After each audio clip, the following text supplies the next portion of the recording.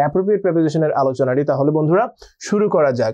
আর appropriate প্রিপোজিশনের ক্ষেত্রে তোমাদেরকে যেটি করতে হবে সেগুলো মুখস্থ করে রাখতে হবে। অ্যাপ্রোপ্রিয়েট প্রিপোজিশনের জন্য আমরা কোনো রুলস এন্ড রেগুলেশনস এর মাধ্যমে বুঝতে পারবো না, এগুলো আমাদেরকে প্রচুর প্র্যাকটিস করতে হবে এবং মুখস্থ করতে হবে।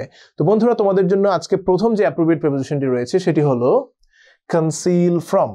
কনসিল ফ্রম মানে হচ্ছে লুকানো, কোনো একটা বিষয় বা কোনো একটা ব্যাপার কারো কাছ থেকে লুকানোর সময় আমরা বলবো কনসিল ফ্রম। কনসিলের সাথে কি হচ্ছে? From. Conceal from, conceal from. উদাহরণটির দিকে তাকাও, I conceal this from him. আমি এই বিষয়টি বা এই জিনিসটি তার কাছ থেকে লুকিয়েছিলাম। Then conceive of. Conceive of মানে হচ্ছে ধারণ করা। এখানে ধারণা হয়েছে, টাইপিং মিস্টেক, বাট এটা হবে ধারণ করা। কনসিভ অফ, ধারণ করা। I cannot conceive of such cruelty. এই ধরনের নিষ্ঠুরতা আমি আর নিতে পারছি না, আর ধারণ করতে পারছি না। আমার অ্যাজ আ হিউম্যান বিইং হিসেবে আমি এটা সহ্য করতে পারছি না, আর নিতে পারছি না। কনসিভ এর সাথে কি হচ্ছে? অফ। কনসিভ অফ মানে হচ্ছে ধারণ করা। The next appropriate preposition is conducive two.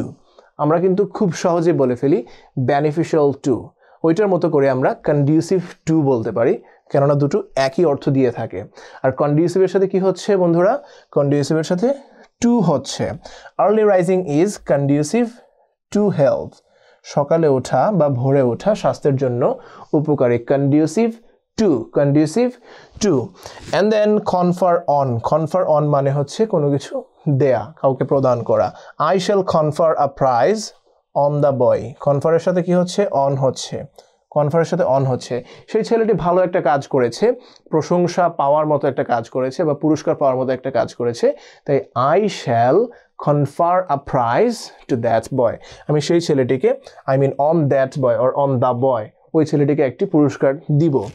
Then কনফার with. কনফার with মানে হচ্ছে পরামর্শ করা। কোনো একটা বিষয়ে কারোর সাথে পরামর্শ করার ক্ষেত্রে আমরা বলবো কনফার সাথে উইথ বলবো, কনফার উইথ। যেমন I shall কনফার with him about your prayer. তোমার যে আবেদন রয়েছে, তোমার যে প্রার্থনা রয়েছে সেটির ব্যাপারে আমি তার সাথে পরামর্শ করব। কনফারের সাথে আমরা কিন্তু বন্ধুরা উইথ ব্যবহার করছি, তোমরা সেটি মনে রাখবে। The next appropriate preposition for you is confide in. Confide in মানে বিশ্বাস কর। আমরা বলি না, বন্ধু আমাকে বিশ্বাস কর, প্লিজ আমাকে বিশ্বাস কর, তুই ঠকবি না, এরকম আমরা বলি না? তো এই যে কনফাইডের সাথে কি হচ্ছে? কনফাইডের সাথে ইন হচ্ছে। কনফাইড ইন মানে হলো বিশ্বাস করা।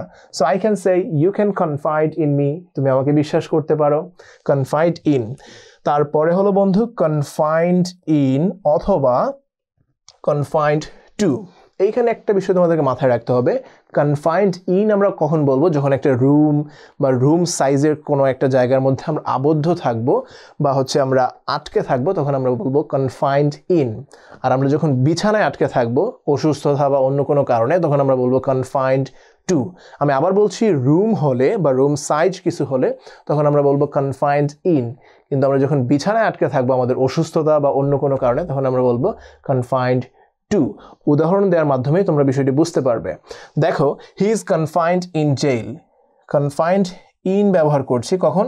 যখন জেইল, জেইল কি রুমের সাথে কম্পেয়ার করা যাচ্ছে। But my father is confined to bed. ব্যাডের ক্ষেত্রে আমরা টু ব্যবহার করছি বাই গাউট। গাউট বলতে ওই যে গিটে ব্যথা বা হচ্ছে হাড়ের যে জয়েন্ট থাকে সেখানে যে ব্যথা হয় সেটাকে আমরা গাউট বলছি। তাহলে বিষয়টি বুঝতে পেরেছো তো বন্ধুরা? আমি আরেকবার রিপিট করছি, কনফাইন্ড ইন রুমের ক্ষেত্রে হবে, কনফাইন্ড টু ব্যাডের ক্ষেত্রে হবে। The next one is congenial to. Congenial to মানে হচ্ছে অনুকূল।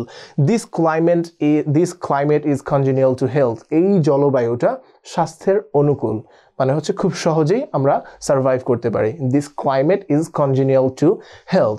The next one is conscious of. Conscious of মানে হচ্ছে সচেতন। কনসিয়াসের সাথে কি হচ্ছে? অফ হচ্ছে। I am conscious of my নিজ।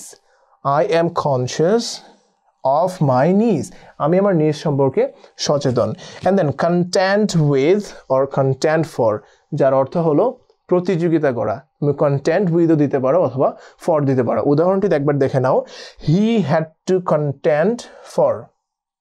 তাকে প্রতিযোগিতা করতে হয়েছিল কন্টেন্ট ফর দ্য প্রাইজ, কিসের জন্য?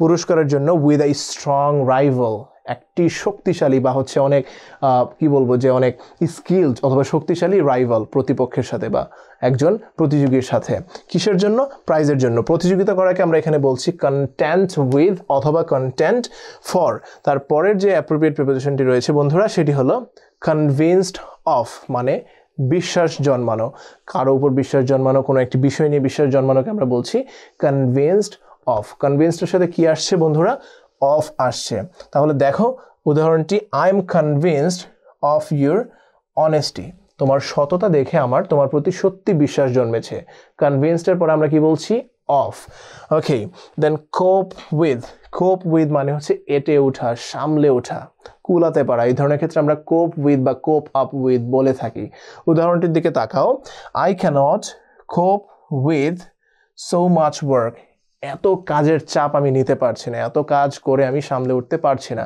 কোপ উইথ অথবা কোপ আপ উইথ তারপরের যেটি হলো সেটি হলো ক্রেভ ফর আকুলভাবে কামনা করা ক্রেভ ফর আকুলভাবে কামনা করা ক্রেভের সাথে কি হচ্ছে ফর হচ্ছে ক্রেভ ফর আকুলভাবে কামনা করা যেমন সে সম্পদের জন্য বা একটা বিষয়ের জন্য আকুলভাবে কামনা করে for example he craves for wealth he craves কি হচ্ছে ফর বন্ধুরা মনে রাখবে কিন্তু অ্যাপ্রোপ্রিয়েট প্রিপোজিশনগুলো he craves for wealth then connive at মানে হলো উপেক্ষা করা পাত্তা না দেয়া কেয়ার না করা উপেক্ষা করা যেমন আমরা এরকম হয় না যে একজন নেতা নির্দেশ দিচ্ছে আমরা সেটা পালন করছি আবার আরেকজন নির্দেশ দিচ্ছে তাকে আমরা মান্য করি না সেক্ষেত্রে আমরা সেটা উপেক্ষা করি এটাকে আমরা বলি কন্নাইভ অ্যাট কন্নাইভের সাথে কি হচ্ছে at connive at how dare he connive at my orders তার কত বড় সাহস সে আমার অর্ডার উপেক্ষা করে তো বন্ধুরা আশা করি তোমরা বিষয়গুলো বুঝতে পেরেছো অ্যাপ্রোপ্রিয়েট প্রিপোজিশনগুলো তোমরা প্র্যাকটিক্যাল এক্সাম্পলের মাধ্যমে পড়ার চেষ্টা করবে বারবার সেগুলো বলবে খাতায় লিখবে তাহলেই তোমরা পরীক্ষায় ভালো করতে পারবে তারপরেও যদি এই বিষয় নিয়ে তোমাদের কোনো কনফিউশন আর কোনো প্রশ্ন থাকে আমাদের কমেন্ট সেকশনে জানিয়ে দিবে আমরা উত্তর করার চেষ্টা করব সবাই ভালো থাকবে অ্যান্ড গুড বাই